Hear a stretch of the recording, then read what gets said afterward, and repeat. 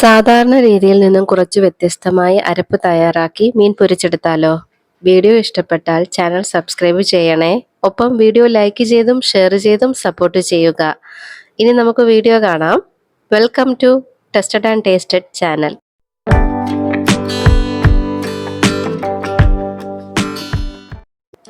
മീൻ പൊരിക്കുന്നതിന് വേണ്ടി മീനിൽ പുരട്ടാനുള്ള മസാല ഞാൻ അരച്ചെടുക്കുകയാണ്.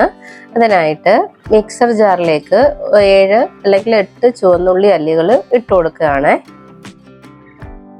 ഇനി ഇതിലേക്ക് 4 അല്ലി വെളുത്തുള്ളി ചേർക്കുന്നുണ്ട്. ഇനി വേണ്ടത് ചെറിയൊരു കഷ്ണം ഇഞ്ചിയാണ്. ഇത് ചേർത്ത് കൊടുക്കാം. ഇനി ഇതിലേക്ക് ഒരു പച്ചമുളക് ഇട്ട് കൊടുക്കാം. എരിവിനനുസരിച്ച് നിങ്ങൾക്ക് ഇട്ട് കൊടുക്കാവുന്നതാണ്. ഞാനിവിടെ 1 ഇട്ട് കൊടുക്കുന്നത്.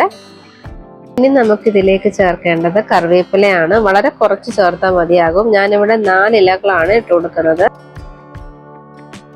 ഇനി വേണ്ടത് 1/4 ടീസ്പൂൺ മഞ്ഞൾപ്പൊടി, 1 ടീസ്പൂൺ കുരുമുളകാണ് വേണ്ടത്. കുരുമുളക് പൊടിച്ചതോ ചതച്ചതോ നിങ്ങൾക്ക് ചേർത്ത് കൊടുക്കാവുന്നതാണ്. ഇനി നമ്മളിതിലേക്ക് ചേർക്കുന്നത് 2 ടേബിൾ സ്പൂൺ മുളക് പൊടിയാണ്. സാധാരണ മുളക് പൊടിയാണ് ഞാൻ എടുത്തിട്ടുള്ളത്. ആവശ്യത്തിനുള്ള ഉപ്പ്. ഇനി ഇതിലേക്ക് വേണ്ടത് തേങ്ങാപ്പാലാണ്.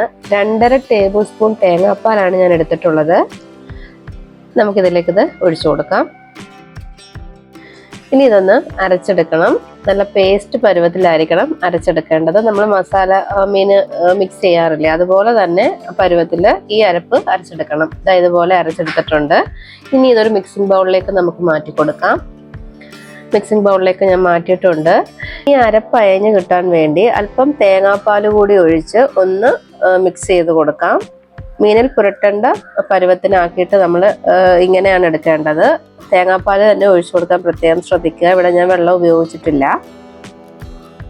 അരപ്പ് കറക്റ്റാക്കി എടുത്തിട്ടുണ്ട്. ഇനി ഇതിലേക്ക് നമുക്ക് മീൻ പുരട്ടിയിട്ടെടുക്കാം.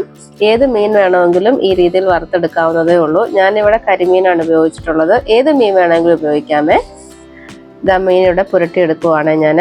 എല്ലാ മീനും ഇതുപോലെ പുരട്ടിയെടുത്തിട്ടുണ്ട്. ഒരു 4 മീൻ എടുത്തിട്ടുണ്ട് ഞാൻ. ഏകദേശം ഒരു 300-400 ഗ്രാം എടുത്തുണ്ട്.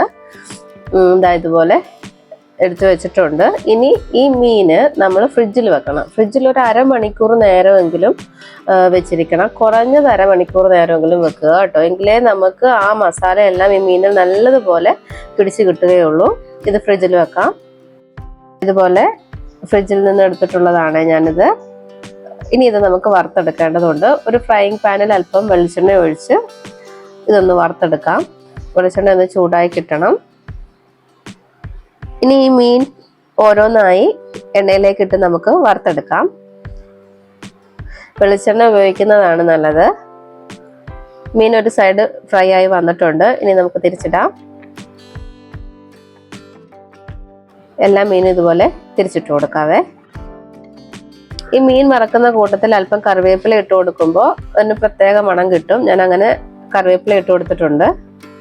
അങ്ങനെ നമ്മുടെ മീൻ പൊരിച്ചത് ഇവിടെ തയ്യാറായിട്ടുണ്ട്. കരിമീൻ പൊരിച്ചത്. കരിമീൻ എന്നല്ല, ഏത് മീൻ വേണമെങ്കിലും ഈ രീതിയിൽ മസാല തയ്യാറാക്കി പൊരിച്ചെടുത്താൽ വളരെ നല്ല ടേസ്റ്റ് ആയിരിക്കും. എല്ലാവരും ഒന്ന് ട്രൈ ചെയ്ത് നോക്കൂ.